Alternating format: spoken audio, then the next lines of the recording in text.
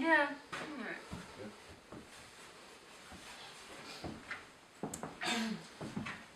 Well, what we did is we were all pretty much on the bed, and we stayed pretty much in this room.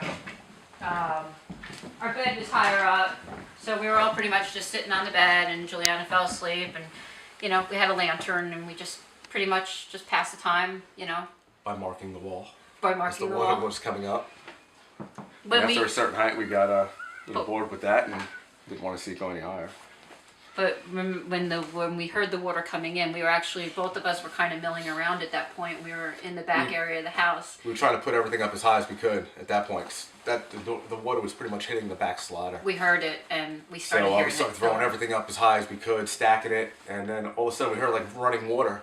It was just, where's it coming from? We go in the back room, and the water was filling the ductwork from underneath. And then all of a sudden we were standing in the kitchen, and the water just started rushing in.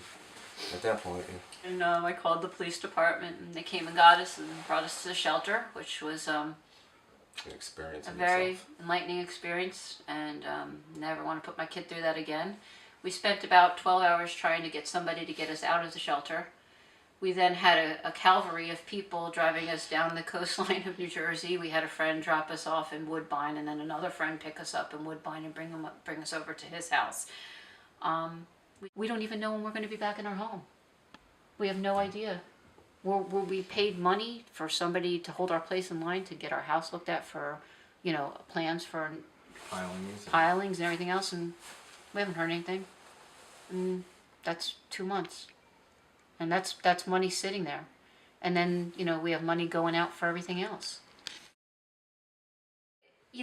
It's honestly, we've become savvy living on the water. We know, we watch things, and we were watching the news, and again, it's hard, and not to knock the media, but you know what? Superstorm, Nor'easter Nemo, and we just started naming nor'easters, and we just started naming all these storms, and, I'm sorry, but, sensation, and it's to the point where, all right, guys, yeah, all right, it's going to be a storm, give me a break, and not thinking that, we've seen high tides, we've seen blowout low tides, and we've seen incredibly high tides, and we've seen killer high tides.